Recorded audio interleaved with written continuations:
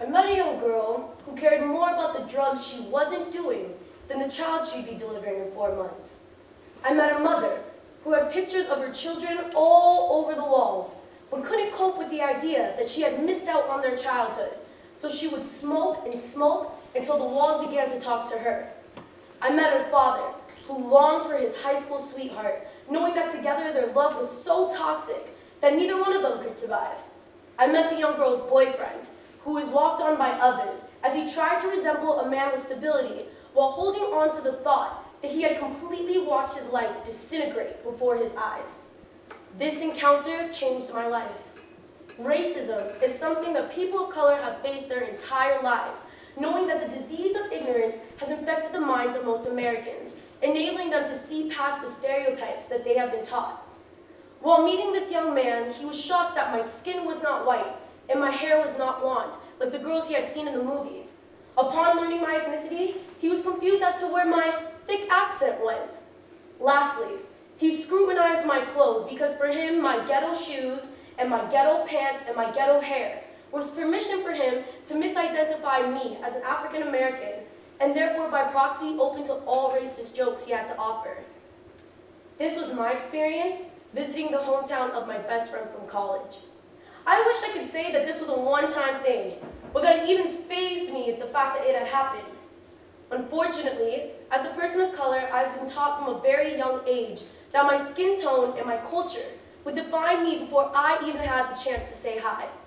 That my mere physical image would be used as an instruction book to then classify my whole being as a person based off the generalizations others have made from the fear of not knowing something that was different from themselves.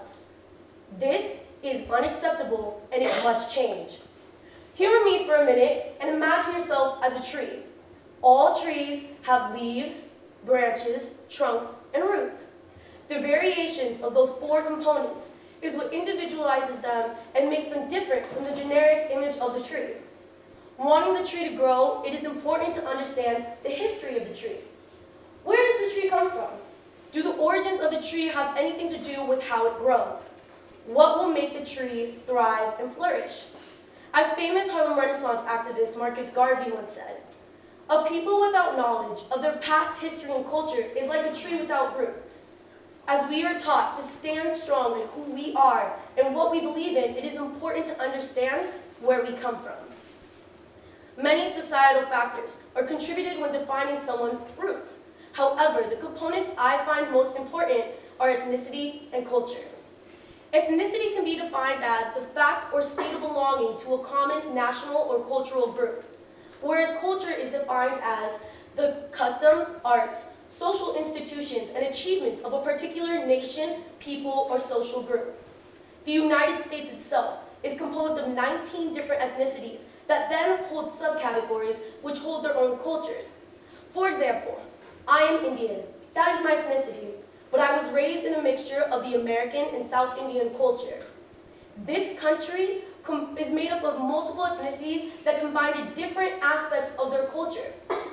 How is it then that we can live amongst these various types of people, call them friends and neighbors, but not know where they come from? How is it that we do not have an educational requirement for learning these different cultures? When I was a freshman in high school, we were required to take a course in global history. As we went through this course, we went through each region and discussed the past, history, and events that define those countries. I was lucky enough to have Ms. Cahill for a teacher, and as she went through each region, she made sure that we didn't look at these countries through our American eyes, but through our human eyes. Human eyes that didn't see 16-year-olds being married to older men as gross, but cultural. That didn't see eating goat and lamb as disgusting, but unique to the region. And just like that, I changed from being some kid trying to pass a history class to an individual curious to see the rest of the world. That spark is what incited me to become a foreign exchange student. I was lucky enough to have spent 6 months in Santiago, Chile. During those 6 months, and I not only learned how to speak Spanish fluently, but I gained an understanding for the Latin American culture, the way they idealize family, and the idea that food brings everybody together is beautiful. I got to see firsthand how these people work together as a society to look past the various types of people that they live with. They didn't see me as just an American in their life. They saw me as a young girl, curious to see what they took so much pride in. Through that experience, I was able to gain a scholarship to study in Rabat, Morocco the following summer. Before leaving, many of the community members expressed their opinion.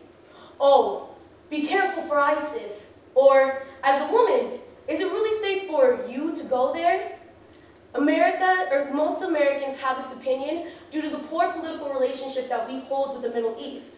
They then generalize a false image or a false understanding that is then being used and taught to inaccurately judge the religions and cultures that reside within it. I was lucky enough to have spent Ramadan alongside the people of Morocco. Ramadan is a religious month-long fast in which people do not drink water or eat food from sunrise to sunset. They also do not wear makeup, indulge in sexual relations, or any desires, lusts, or wants. This was the most humbling experience of my whole life. I became so weak and so frail, and it took me forever to climb up those 5 flights of stairs to my apartment, but I had never been so happy. I had gained such an appreciation for the basic necessities of water and food. No one will understand the blessing it is to have water go down your throat after walking to school in the heat and going about your responsibilities with nothing in your system. The fast forces you to slow down and smell the roses the earth has given you. It forces you to appreciate the things that you have taken for granted every single day. As I studied in both countries, I gained 2 different sets of eyes. These eyes now learned the history of how these people came to be. These eyes now experience the social issues present in each city. These eyes now held a bigger sense of empathy. Empathy where there could easily be ignorance. I believe one of the biggest problems in today's society is the lack of empathy that we have towards different cultures and religions and ethnicities. People may find this in the form of racism, stereotyping, and prejudice. It's easy to see things that we don't understand and try to make sense of it. But it is progressive to see things we don't understand and seek knowledge about it. All of this derived from that one history class freshman year. I am sad to say that I am one of the last kids in the Gilroy Unified School District that went through this course, as it ceased to be a requirement the following year and was later proposed as an option for an elective. As the Ghanaian diplomat Kofi Annan once said, "Knowledge is power. Information is liberating. Education is the premise of progress in every society and every family." The primary goal of the education system is to send students out into the world to contribute to society, answer questions, and to make the change they would like to see in the world. A lot of people in this country are appalled by the discrimination and corruptions among civilians. As a whole, Americans do not feel safe and fear the intentions of others.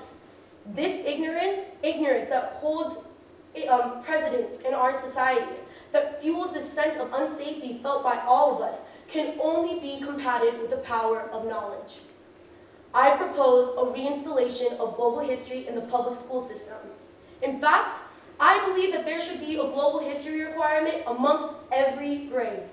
This curriculum would start from preschool all the way till 12th grade to ensure that students graduated with the maximum knowledge possible. This way, students are continuously exposed to a variety of cultures and all given access to gaining a global perspective. As a community, we should come together and hold cultural events throughout the years. Members of the community should help support and run these events to not only share their cultures amongst the youth, but amongst other members of the community who may not have been exposed to other cultures besides their own.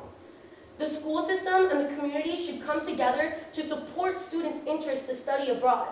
When seeking to study abroad, I was told I wouldn't graduate on time due to the differences in curriculum, but I was not offered a plan in which my studying abroad was a part of. Students, teachers, and counselors should come together to create a curriculum that is flexible enough to incorporate studying abroad. But funds should be raised in order to help students' interest to study abroad as well, as it is vital to creating global citizens. No one should be denied the perspective that is studying new cultures, because access and exposure is the formula to generate the power that knowledge gives in order to fight the ignorance in today's society. An example of this is giving the children access to participating in events such as March for Our Lives, instead of walking the gates to the school, and giving them the exposure to know that the knowledge that they have will help change the world. Because together, we must develop people with the skills and tools necessary to make the change they would like to see in the world. But first, you must know your neighbor.